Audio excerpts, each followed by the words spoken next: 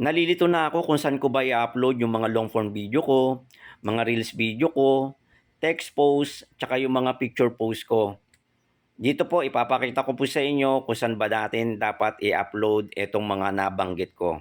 Kasi marami dito nalilito lalo na dun sa mga baguhan pa lang sa mundo ng pagre-reels na sila ay upload lang ng upload, hindi nila alam kung para saan ba yon, kung ano ba dapat i-upload doon.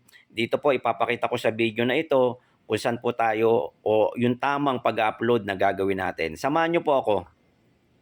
Para po sa pag-post ng long form video, ang gagawin po natin, pasok po tayo sa Facebook. Pindutin po natin itong What's on your mind. Yan, makikita po natin itong photo tsaka video. At tsaka text post, dito po natin sila i-upload. Halimbawa, pagka long form video, pindutin natin itong nasa baba, itong photo tsaka video. Diyan, at maghahanap po tayo ng isang video na long form. Halimbawa ito, yan, ito po, 2 minutes and 52 seconds. Pindutin po natin yan. Yan po, makikita na po natin, lalabas na po yung video na yan. At dito po sa taas, pindutin po natin yan. Diyan po tayo magta-type ng ating title.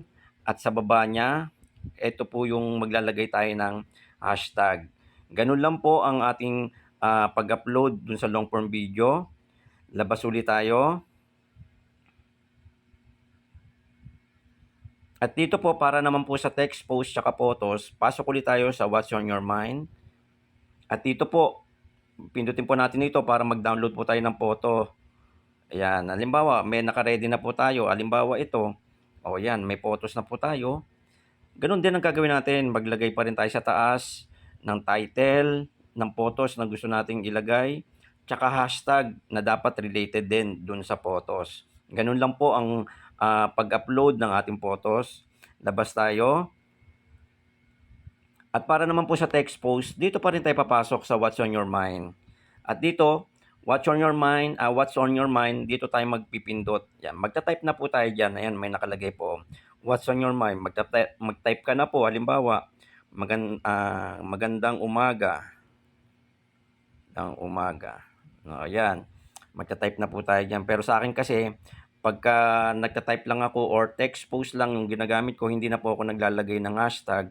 Naglalagay na lang po ako ng hashtag dun sa comsec ko po, dito sa text post ko. O, ganun lang po. Tapos ipopost na natin. Labas na po tayo. At dito naman po, para po sa reels video o yung short video natin, pasok po tayo dito sa mukha. Yan. Dito po ko nag-upload. Merong iba kasi sa taas din na tinitingnan. Depende po kasi sa settings ng Facebook natin, no? Sa akin kasi dito ko siya ina-upload sa reel. Tapos merong live katabi niya. Dito sa reel ka mag-upload yan. Hanap ka lang ng short video. Halimbawa, ito, yan, short video. Iba yung klase ng settings niya. Dito kasi ay may next na. Hindi katulad sa long form video na doon ka sa taas, lalabas na agad kung saan ka magta-type ng